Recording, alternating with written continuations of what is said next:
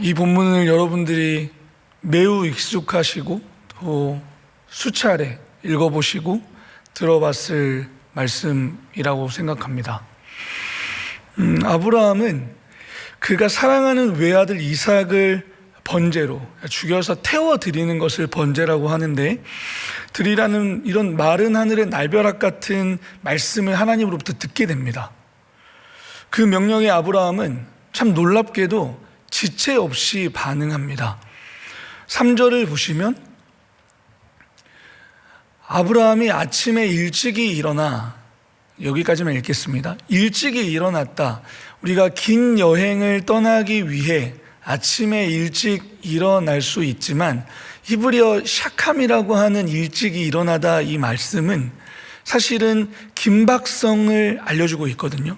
예컨대 우리가 출애굽기 8장 20절과 여호수아서 6장 12절에 보시면, 제가 읽어드리도록 하겠습니다. 여호수아가 먼저 출애굽기 8장 20절 보시면, 여호와께서 모세에게 이르시되 아침에 일찍이 일어나 바로 앞에 서라. 홍해를 건너기 전에 하나님께서 모세를 통해 말씀하시는 겁니다. 그의 반응에서 곧장 그는 일찍 일어나는 반응을 보입니다. 마찬가지로 여호수아 6장 12절에서도 여호수아가 아침에 일찍이 일어나니, 이처럼 샤캄이라고 하는 히브리 단어는 긴박한 순간을 표현해 주고 있습니다. 마찬가지로 오늘 본문에서도 아브라함이 말씀을 들은 직후 지체 없이 반응을 합니다. 여러분, 아침에 일찍 일어나서 홍해와 요단강, 이 모든 것들이 새벽 시간에 다 이루어지는 것입니다. 그래서 말씀을 드린 대로 상황의 긴박성 그리고 결단성을 보여주고 있는 것입니다. 이런 아브라함의 반응을 여러분들은 어떻게 생각하십니까? 언뜻 보기에 그는 비정하고 무정하며 맹목적으로 하나님을 믿는 사람처럼 보이지 않으십니까? 우리의 이성으로 그의 행동이 납득이 되십니까? 한편 우리 여호와 하나님은 인신 제사를 원하시는 분이신가요? 2절에 여호와께서 이르시되 내 아들 내 사랑하는 독자 이삭을 데리고 모리아 땅으로 가서 내가 내게 일러준 한 산 거기서 그를 번제로 드리라. 즉 하나님께서 아브라함에게 인신 제사를 드리라고 하십니다. 사람을 제물로 잡아 드리는 제사를 기쁘게 받으시는 우리 하나님이 그런 무자비한 하나님이십니까? 이 질문에 대한 대답은 단호하게 말씀드릴 수 있습니다. 아니요! 라고 말씀드릴 수 있습니다. 어떻게 해서 아니요라고 대답하실 수 있죠? 첫째, 율법은 인신 제사를 금지하고 있거든요. 레위기 말씀을 보시면 18장 21절과 20장 2절에서 5절 말씀을 보시면, 너는 결단코 자녀를 몰래에게 주어 불로 통과하게 함으로 내 하나님의 이름을 욕되게 하지 말라, 이렇게 얘기하십니다. 20장에서도 마찬가지로 너는 이스라엘 자손에게 또 이르라. 그가 이스라엘 자손이든지 이스라엘에 거류하는 거류민이든지 그의 자식을 몰래에게 주면 반드시 죽이되 그 지방 사람이 돌로 칠 것이요. 마찬가지로 하나님은 이방신이 섬기는 그들처럼 인신제사를 금지하고 계십니다. 돌로 쳐 죽이라고 말씀하십니다. 반드시 죽여야 하는 죄라고 말씀하십니다. 그래서 하나님은 인신제사를 거부하시는 분이십니다. 둘째, 이삭을 번제로 드리라고 하시는 하나님의 명령은 이미 창세기 15장 5절에서 약속하셨던 하나님의 언약과 충돌합니다. 하나님께서 15장 5절에 그를 이끌고 밖으로 나가 이르시되 하늘을 우러러 무뼈를 셀 수 있나 보라. 또 그에게 이르시되 내 자손이 이와 같으니라. 하나님께서 아브라함에게 이미 언약으로 약속하셨습니다. 이삭 내 씨를 통하여 창대케 하리라. 이미 약속을 주셨습니다. 따라서 이 약속을 성취하기 위해서는 이삭은 반드시 살아 있어야 합니다. 셋째, 여호와의 사자가 아브라함을 말렸습니다. 11절 함께 보실까요? 여러분들이 11절 함께 읽어주셨으면 좋겠는데요, 함께 읽어보시겠습니다. 시작. 이르시되 아브라함아 아브라함아 하는지라 하나님이 이르되 내가 여기 있나이다. 여러분, 우리가 이 말씀을 그냥 아브라함아 아브라함아 이렇게 부를 수 있는 상황이 아닙니다. 아브라함이 그의 아들 이삭을 묻고 칼로 내리치려고 하는 그 순간입니다. 상황의 긴박성이 있습니다. 우리는 이 본문을 너무 익숙하기 때문에 읽어버립니다. 그런데 하나님의 사자, 여호와의 사자가 아브라함아 이렇게 부르겠습니까? 상황이 이렇게 긴박한데. 여러분, 2번 불렀다라는 것은 이 상황이 매우 긴박하게 흘러가고 있다는 겁니다. 아브라함아, 아브라함아 이렇게 부르는 것입니다. 당장 그 손을 멈추라는 것입니다. 2번을 부르고 아브라함을 말립니다. 따라서 이 3가지 이유로 하나님은 인신 제사를 기뻐 받으시는 분이 아닙니다. 그래서 저는 오늘 수요 2부에 나오신 여러분들과 함께 또 온라인으로 예배 드리는 여러분들과 함께 2가지 초점을 두고 오늘 말씀을 나눠보고자 합니다. 첫째는 아브라함은 언뜻 보기에 우리가 말도 안 되는 비이성적인 하나님의 명령에 어떻게 순종할 수 있었나.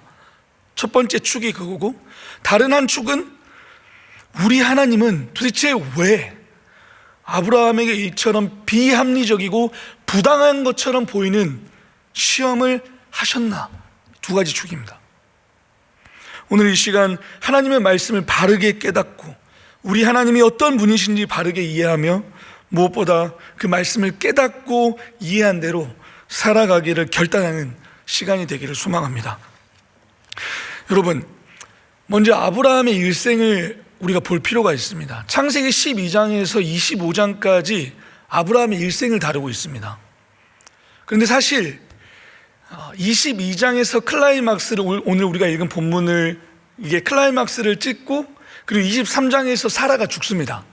그의 나이 127세에 사라가 죽습니다. 22장에서요.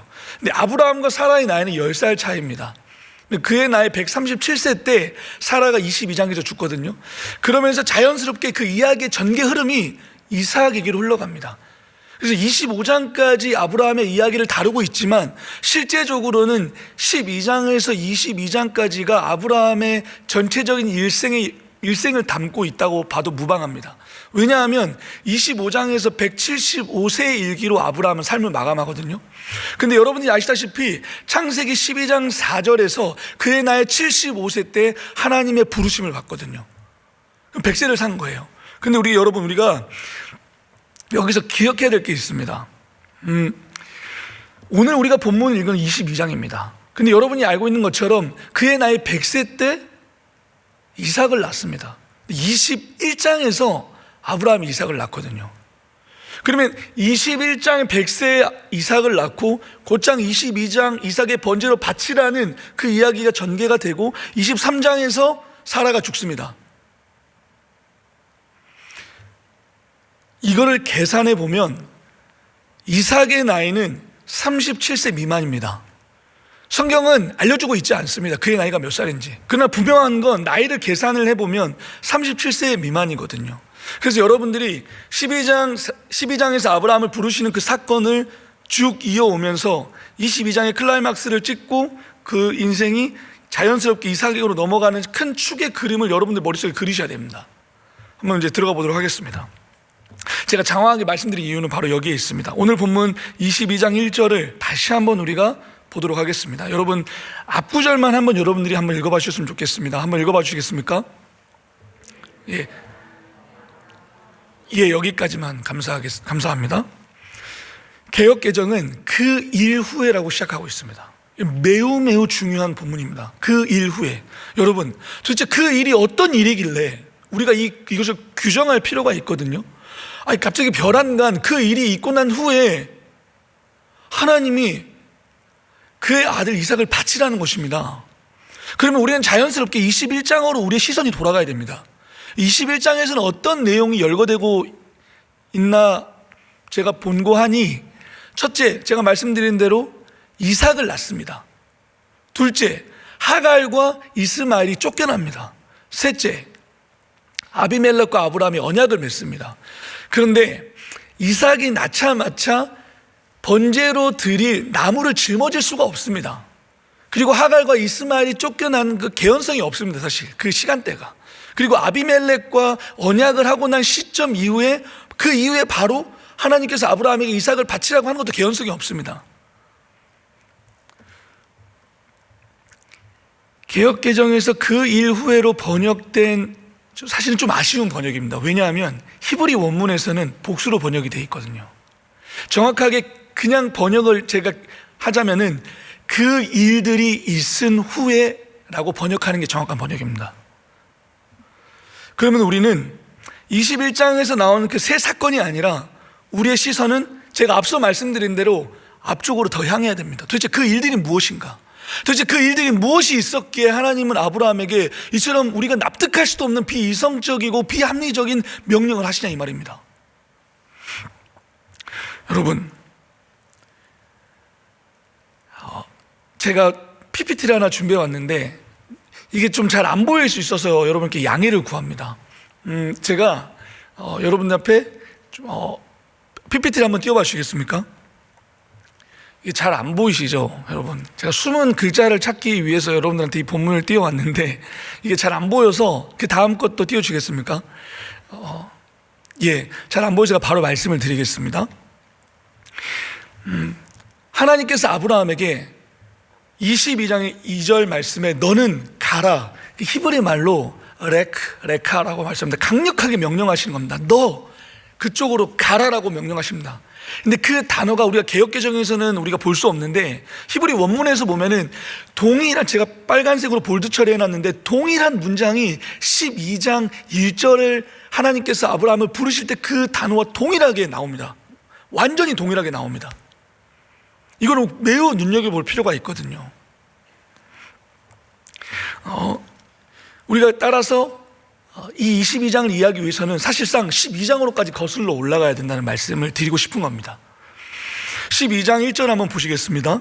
제가 한번 읽어드리도록 하겠습니다. 창세기 12장 1절.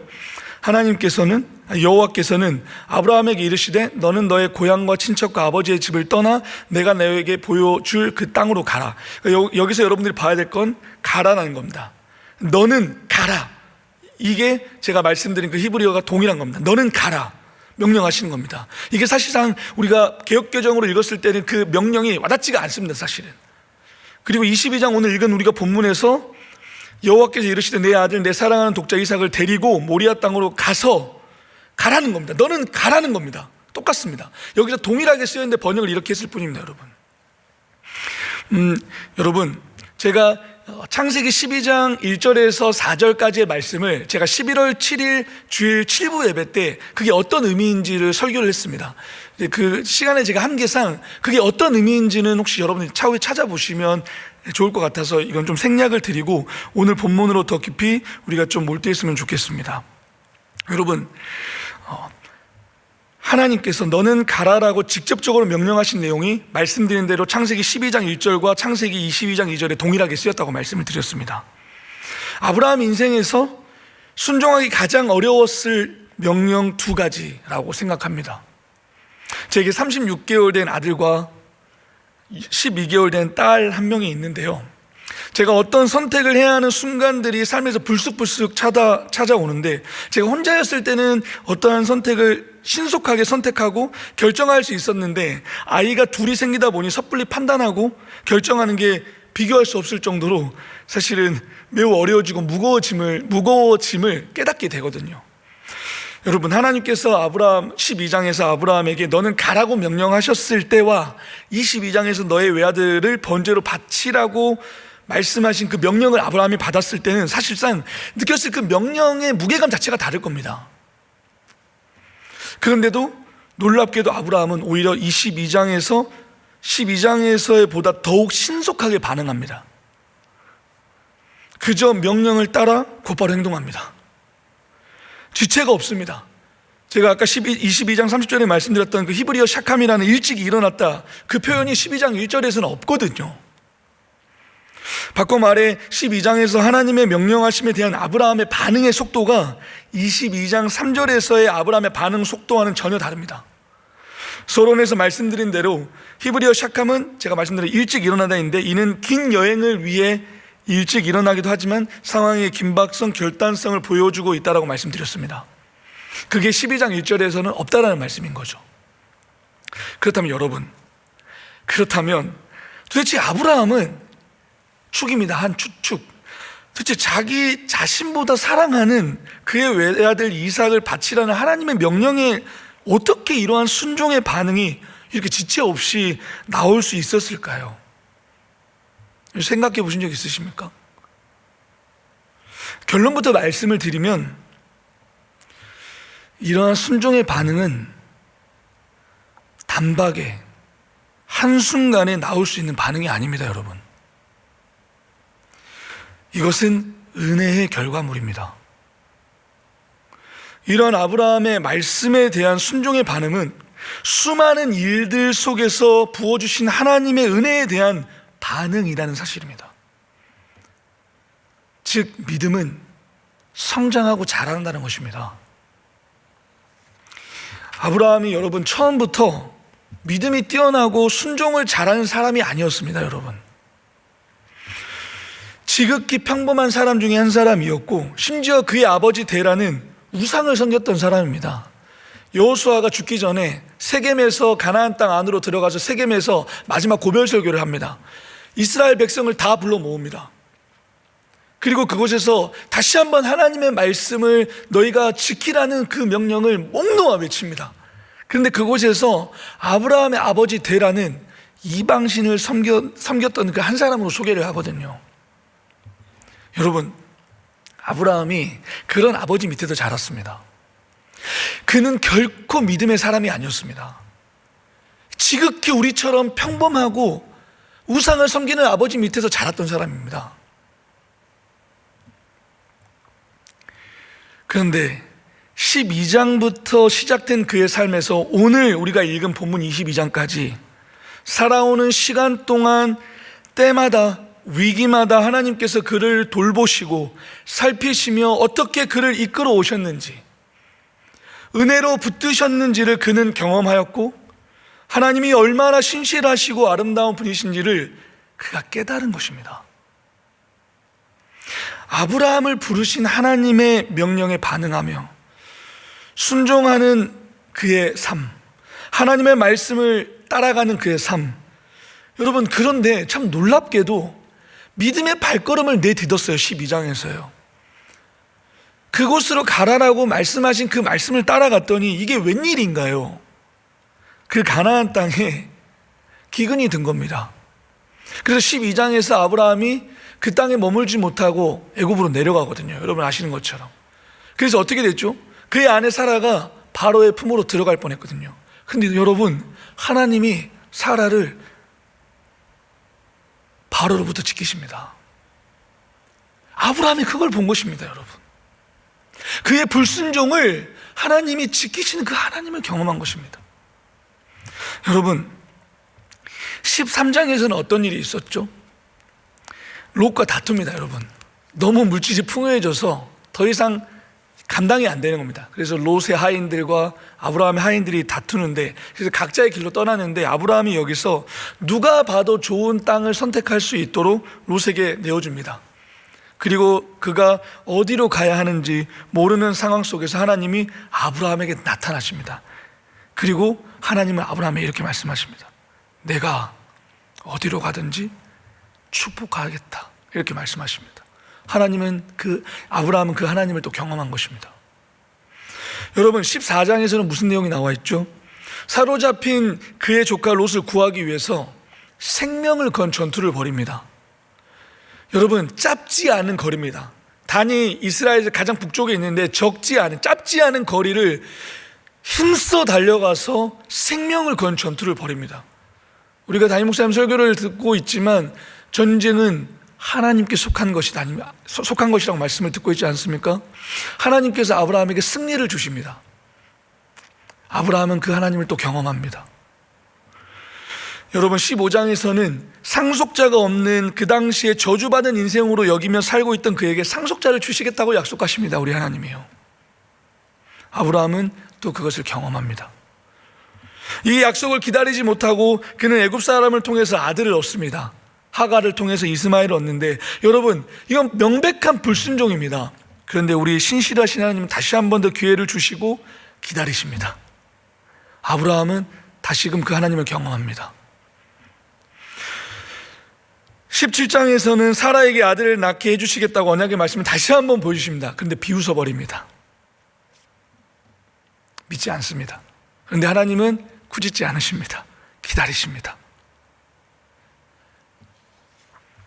18장에서 멸망당할 마땅할 100번 마땅할 소돔과 고모라를 위해 아브라함이 기도합니다. 하나님, 롯을 건져주세요. 그런데 놀랍게도 하나님이 아브라함을 혼내시지 않으십니다. 그 의인을 찾고 찾아 그 아브라함의 기도를 들으시고 건져내십니다. 20장에서 아비멜렉에게 아브라함이 다시 한 번 더 그의 아내 사레를 넘겨줍니다. 바로에게 넘겨주었던 그 행태를 다시 한 번 20장에서 또다시 행태를 벌입니다. 여러분, 놀랍지 않습니까? 이렇게 아브라함이 약한 사람이었습니다. 우리의 모습 아니겠습니까, 여러분? 그런데 하나님은 다시금 그 아비멜렉의 품으로부터 사라를 지키십니다. 언약의 말씀대로 그렇게도 학수고대했던 이삭이 21장에서 태어났고, 그로 인해 애굽 여인 하갈을 통해서 얻은 이스마엘을 쫓아냈지만 놀랍게도 하갈과 이스마엘을 불쌍히 여기시고 돌보신 우리 하나님이십니다. 여러분, 이러한 인생의 모든 일들을 겪어가면서 하나님의 은혜를, 그 신실하심을, 긍휼히 여기심을, 불쌍히 여기심을, 돌보심을, 용납해 주심을, 몇 번이고 기회를 주심을, 참아주심을 그가 경험하였기에 그 어떤 것과도 비교할 수 없는 기쁨 그 자체가 되어 삶의 활력소가 되어 그를 위로해 주었던 그의 사랑하는 그의 외아들 이삭을 바치라는 명령을 받았을 때 주저없이 반응을 보일 수 있었던 것입니다. 여러분, 무엇보다 이렇게 반응할 수 있었던 것은 아브라함의 시선이 하나님의 시선에 따라가고 있었기 때문입니다. 이건 매우 중요합니다, 여러분. 상황에 몰두되지 않습니다. 환경에 매몰되지 않습니다. 삶의 파도에 매몰되지 않고 그의 시선이 하나님의 시선을 향하고 있습니다. 오늘 본문 4절을 함께 보도록 하겠습니다. 제가 이제 4절, 8절, 13절, 14절 이렇게 말씀을 하나하나 설명을 드릴 텐데 조금 집중해서 여러분 들으시면 좋겠습니다. 4절에서 바라본지라 여러분 동그라미 한번 쳐주시겠습니까? 밑줄 쳐주시고서 동그라미 쳐주시겠습니까? 그리고 8절에 준비하리라 밑줄 쳐주시고 동그라미 쳐주시겠습니까? 그리고 13절에 살펴본즉 동그라미 쳐주시고 밑줄 그어주시겠습니까? 그리고 14절에 여호와 이레 할 때 밑줄 치시고 동그라미 치시겠습니까? 그리고 마지막 산에서 준비되리라 밑줄 치고 동그라미 치시겠습니까? 개역개정이 여러분 이렇게 번역을 했지만 사실상 동일한 단어입니다. 히브리어 라아라는 단어를 전부 다 썼습니다. 형태야 물론 다르지만 시제가 다르지만 제가 말씀드리고 싶은 건 동일한 단어를 썼다는 것입니다. 이게 매우 중요합니다. 여러분 화면은 그대로 띄워주세요. 아브라함이 이삭을 바치라는 명령을 따라 지체 없이 반응하여 나아갑니다.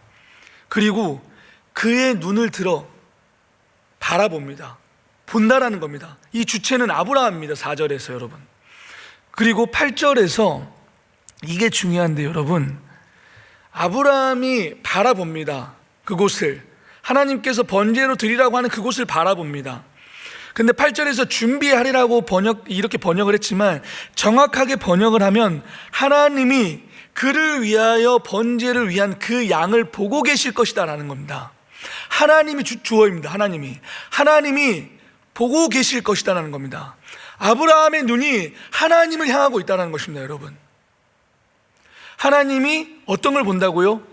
그 양을 보고 있다는 것입니다. 그 믿음이 있습니다. 여러분, 아브라함에게는요. 하나님이 인신제사를 받는 걸 기뻐하지 않는다라는 믿음의 눈이 있다는 것입니다. 여러분, 끝까지 그의 눈이 하나님을 향한다는 것입니다. 그래서 13절에 여러분 아브라함이 살펴본즉, 이 말도 보다라는 겁니다. 여러분, 보는 것입니다. 여러분, 아브라함의 눈이 하나님의 시선을 두고 있었고 하나님의 그 눈이 양에게 향해 있습니다. 순양에게. 그리고 아브라함의 눈 또한 하나님이 향해 계신 그 시선을 따라서 그 양을 본 것입니다. 그래서 아브라함이 말하기를 바로 그 땅의 이름이 여호와 이레인데, 이 말은 즉슨 여호와께서 보신다라는 겁니다. 여러분, 여호와께서 보신다고요. 여호와께서 아브라함이 하나님 자기 자신을 보고 계시고 어떻게 하고 계시는지 다 보고 계신다는 겁니다. 여러분, 그래서 마지막 여호와의 산에서 준비되리라, 이 말씀은 정확하게 얘기하면 하나님께서 자신을 보여주실 것이라는 것입니다. 여러분, 아브라함은 그 상황을 바라보지 않았습니다. 아브라함은 그의 시선을 계속해서 주님께 두었습니다. 그리고 그는 감당할 수 없는 것처럼 보이는 그 시험에서 승리했습니다. 왜요? 그의 시선이 하나님을 향해 있었거든요. 이런 측면에서 사실 저는 하나님의 시험 앞에서 저의 시선을 하나님께 두지 못했고 신뢰하지 못했습니다. 목회자이지만 하나님의 시험에 통과하지 못했습니다. 그런데 제 아내가 그 시험을 통과했습니다. 올해 코로나로 인해 사실은 너무 많은 일들이 있었지만 저에게는 사실 그보다 더 큰 일이 있었습니다. 제 나이가 올해 35인데 제 아내가 저랑 5살 차이가 납니다. 결혼한 지 4년이 됐는데 올해 5월에 유방암이 걸린 겁니다. 이곳에 앉아있는 누군가의 딸이고 누군가의 조카이고 누군가의 친구인 아주 어린 젊은 제 아내가 유방암에 걸린 것입니다. 제 아내가 이제 유방암에 걸리고 나서 쓴 일기장을 제가 한번 보게 됐는데 잠깐 읽어드리도록 하겠습니다. 2016년 7월의 어느 날, 하나님 나라를 바라며 열매 맺는 가정이 되겠노라 서약한 후 벌써 4년이라는 시간이 흘렀다. 그 4년 동안 주말 부부로 지내며 살림이며 육아며 나름 최선을 다해 살아왔다고 생각했는데 내게 주어진 건 암이란다. 제가 생략을 하고 그래 붙잡자. 말씀밖에는 답이 없다.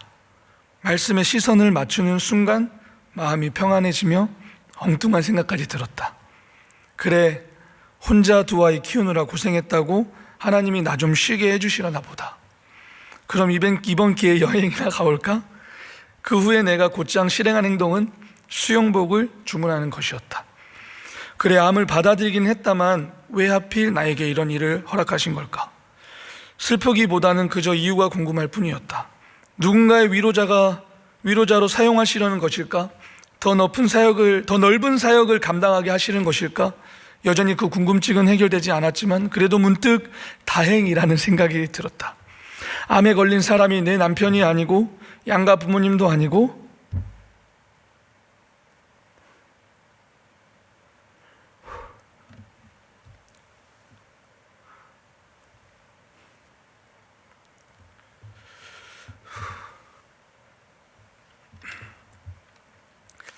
죄송합니다.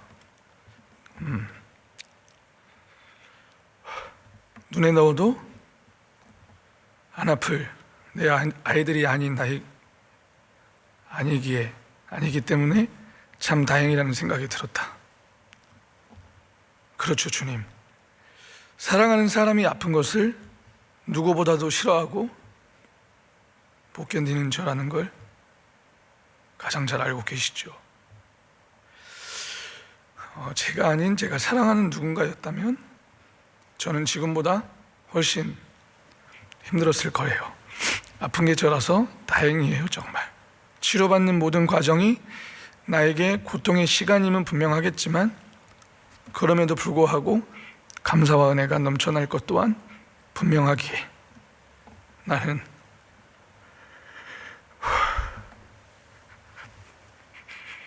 더 이상 슬프지 않다.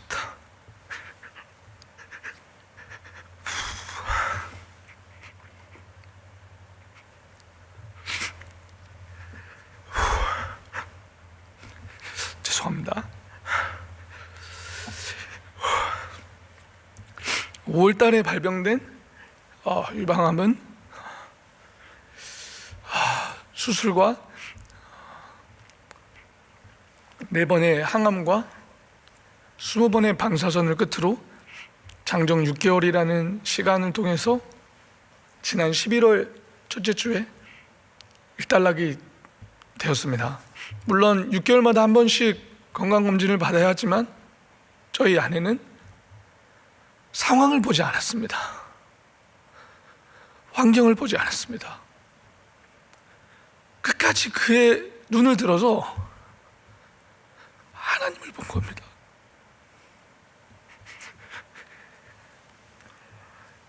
여러분, 우리는 우리가 생각한 것보다 훨씬 더 연약합니다. 어떤 상황이 주어지고 내가 감당할 수 없는 상황이 우리 앞에 펼쳐지면 우리의 시선이 온데간데 없이 하나님으로부터 멀어져 버립니다. 하나님께 두는 게 결코 쉽지 않습니다, 여러분. 제 아내가 이게 참 병원이 참 무서운 게 만으로 자꾸 나이를 알려주는 거예요. 그래서 생일이 지나기 전이라서 만으로 28살이었거든요. 그 나이를 본인이 스스로 바라보면서 그 상황이 자꾸 하나님께로부터 시선을 둘 수 없는 상황이 자꾸 전개가 되는 겁니다. 근데 끝까지 그 시선을 하나님께 두고자 몸부림치는 그 삶이, 저는 실패했거든요. 저는 멘탈이, 죄송한 얘기지만 분쇄가 돼버려서 아무것도 할 수가 없었거든요. 여러분, 우리의 시선을 하나님께 두어야 합니다. 그렇지 않으면 우리는 결코 앞으로 나아갈 수가 없습니다, 여러분. 부디 여러분의 삶이 어떤 역경과 고난이 찾아올지 모르겠지만 여러분의 시선이 언제나 하나님을 향하시기를 주님의 이름으로 축복합니다. 여러분, 두 번째 축 제가 말씀을 드렸는데, 도대체 하나님은 왜 이렇게 비이성적이고 비합리적이며 도대체 납득할 수 없는 이러한 시험을 왜 도대체 아브라함에게 주셨는가 하는 것입니다. 여러분, 성경 잠깐 보시겠습니까? 22장 2절에 보면 모리아 땅 밑줄 한번 쳐주시겠습니까? 네, 22장 3절 일러주신 곳 밑줄 쳐주시겠습니까? 22장 4절 그 곳, 22장 9절 일러주신 곳. 여러분, 참 놀랍게도 하나님은 이곳에 솔로몬의 성전이 들어서게 하십니다. 역대하 3장 1절에 보면 솔로몬이 성전을 지은 장소로 등장을 하거든요. 그리고 다윗에게 나타난 장소로 소개를 하거든요. 하나님 도대체 이 장소를 왜 이렇게 보여주셨는가 하는 것입니다.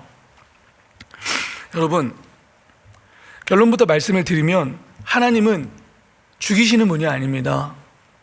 우리가 하나님을 오해해서는 안 됩니다, 여러분. 하나님은 몰렉 신처럼 사람을 죽여서 받는 제사를 받으시는 분이 아닙니다. 우리 하나님은 살리시는 분입니다, 여러분. 그걸 믿으셔야 됩니다. 우리 하나님은 살리시는 분입니다, 여러분. 하나님은 살리시는 분이라는 것을 알려주기 위해서 사실은 그 이삭의 사건을 우리에게 보여주신 겁니다. 여러분, 그 살리심을 통해 이삭이 구원을 받았고 야곱과 12지파를, 그리고 유다를 통해 다윗을, 그리고 그 다윗을 통해 누가 오셨죠? 우리 주 예수 그리스도가 오셨습니다. 마가복음 1장 11절 그리고 창세기 22장 2절에 보시면 이 말씀 함께 같이 읽었으면 좋겠는데요. 마가복음 1장 11절 함께 읽겠습니다. 하늘로부터 소리가 나기를 너는 내 사랑하는 아들이라 내가 너를 기뻐하노라 하시니라. 오늘 우리가 읽은 본문 제가 한번 읽겠습니다. 여호와께서 이르시되 내 아들 내 사랑하는 독자 이삭을 데리고 모리아 땅으로 가서 내게 일러준 한 산 거기서 그를 번제로 드리라. 여러분, 세례 요한에게 세례를 받으실 때 하늘에서 말씀이 들립니다. 너는 내 사랑하는 아들이라 음성이 들립니다. 하나님은 예수 그리스도를 나의 아들, 그 사랑하는 자라고 부르며 부자 관계로 사실을 밝혀주십니다. 그리고 오늘 우리가 읽은 본문의 말씀에서는 아브라함이 그 사랑하는 그 아들 이삭, 그 아들 부자 관계로 알려줍니다. 그래서 우리가 사실은 이 본문을 이해할 때 이삭이 그리스도의 모형을 바라보게 한다라고 이해를 합니다. 그러나 여러분, 이삭은 그리스도를 예표하지 않고 그리스도를 모형하지 않습니다. 이삭은 여기 앉아있는 저와 여러분을 예표하고 있습니다. 무슨 말씀이냐면, 이삭은 희생 제물로 죽지 않았지만 우리 주 예수 그리스도는 십자가에서 죽으셨습니다. 이삭 대신에 순양이 번제로 드려졌다는 말입니다. 그러므로 이삭의 번제는 속죄의 성격이 없습니다, 여러분. 이삭은 그리스도의 모형이라기보다는 그리스도인들의 모형입니다. 그 죽으심을 통해서 말씀드린 대로 야곱과 12지파가 나왔고, 유다를 통해 다윗이 나왔고, 그 다윗을 통해 예수 그리스도가 오신 겁니다. 마찬가지로 어린 양 되시는 예수 그리스도께서 죽으심을 통하여 우리가 살게 되었다는 말입니다, 여러분. 여러분, 이게 매우 중요합니다, 여러분. 살리심을 통해 구원을 받은 자들의 삶은 누군가를 살리는 삶으로 나아가야 된다는 말씀입니다. 이삭은 사실은 죽었어야 됐는데 하나님이 순양을 죽이심으로 살게 하신 겁니다, 이삭을. 그래서 그 살리심을 받은 이삭은 그 이삭의 삶을 통해서 그의 아들들이 나오고 예수 그리스도까지 계보가 이어지게 됐다는 겁니다. 생명이 이어졌다는 말씀입니다. 이처럼 예수 그리스도의 죽으심을 통하여 생명을 얻은 우리가, 살리심을 받은 우리는 또 다른 누군가를 살리는 삶으로 나아가야 되는데, 여러분, 살릴 수 있는 방법은 오늘 우리가 본문을 본 것처럼 그 양처럼 죽는 것입니다. 실제로 죽으라는 말이 아닙니다, 여러분. 갈라디아서 말씀을 보면은 이런 말씀이 있습니다. 내가 그리스도와 함께 십자가에 못 박혀 죽었나니, 그게 과거형이거든요. 죽었다라는 게요, 우리가 죽은 겁니다.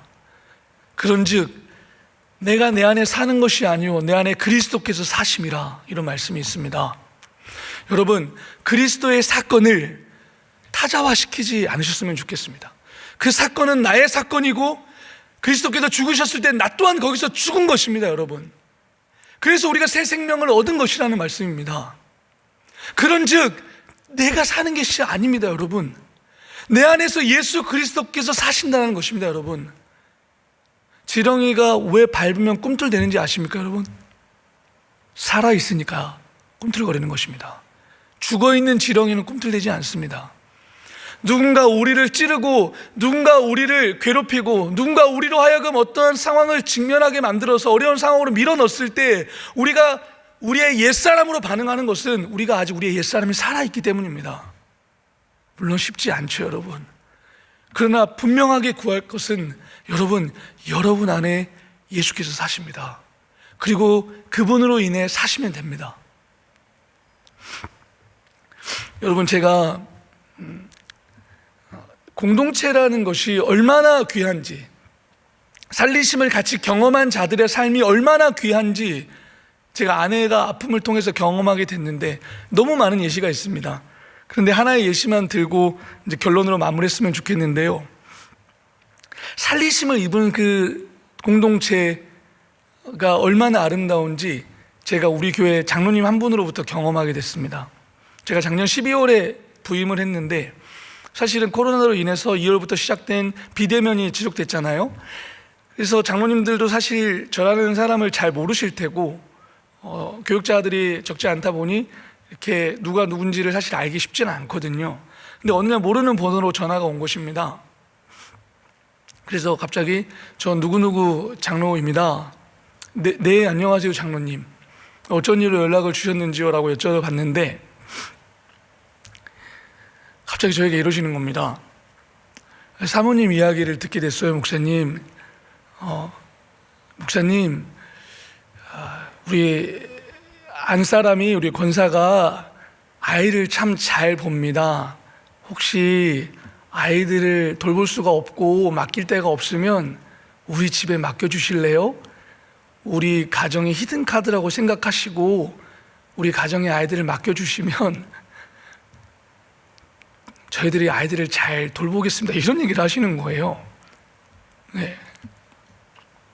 그러면서 우리는 가족이잖아요, 이런 얘기를 하시는 거예요. 제가 그때 너무 큰 은혜와 감동을 받았습니다.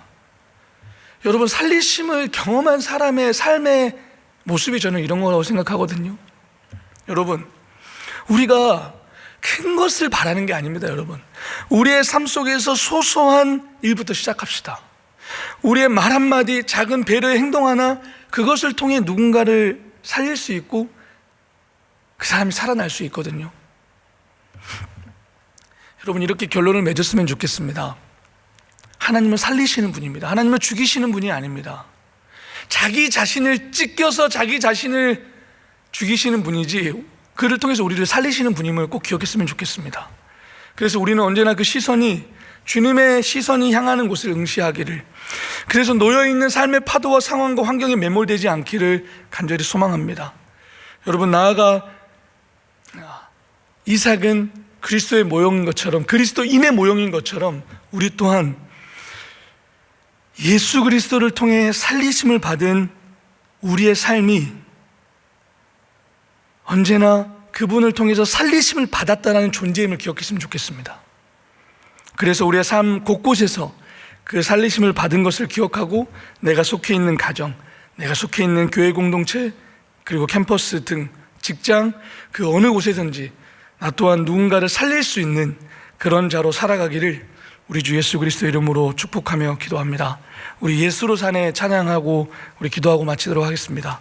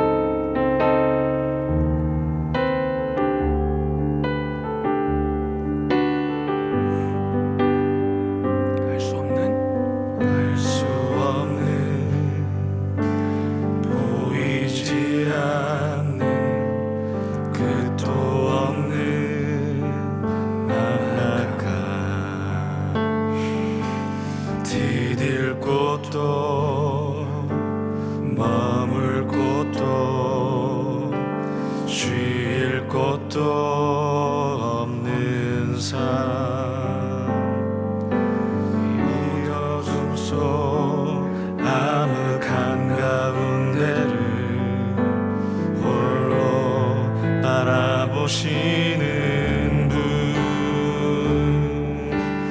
아무도 없는 이곳으로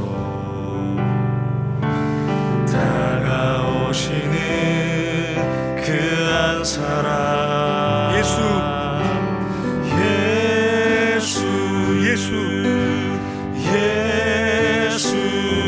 예수는 살리시는 분임을 믿습니다. 살리시는 분,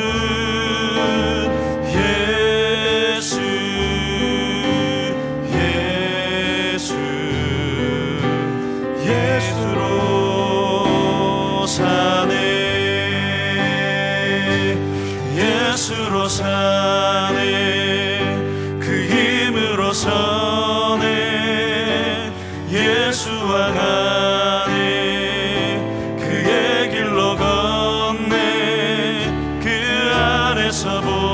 보내, 그 영광을 보내, 예수로, 예수의 삶으로 사네, 예수로 사네, 그 힘으로 서네, 예수와 가네, 그의 길로 걷네, 그 안에서 보내, 그 영광을 보내, 예수로, 예수의 삶으로 사네.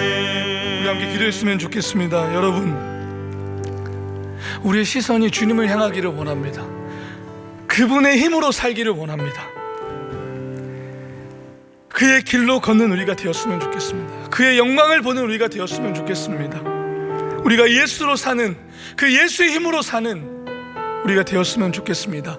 예수는 살리시는 분입니다. 예수는 죽이시는 분이 아니며 살리시는 분이심을 여러분 믿고 나아가는 우리가 되었으면 좋겠습니다. 우리의 삶의 파도에 우리가 매몰되지 않고 우리의 시선이 언제나 주님을 향하여 그분에게 우리의 삶을 의탁하는 그런 삶을 살 수 있도록 결단하며 우리 함께 기도하고 여러분들이 가지고 오는 기도 제목대로 기도하시고 자연스럽게 돌아가도록 하겠습니다. 우리 함께 기도하겠습니다. 사랑이 많으신 아버지 하나님 감사합니다. 오늘 우리 말씀처럼 하나님 우리의 시선을 주님께 두기를 원합니다. 하나님 우리 앞에 놓여진 수많은 시험들 앞에서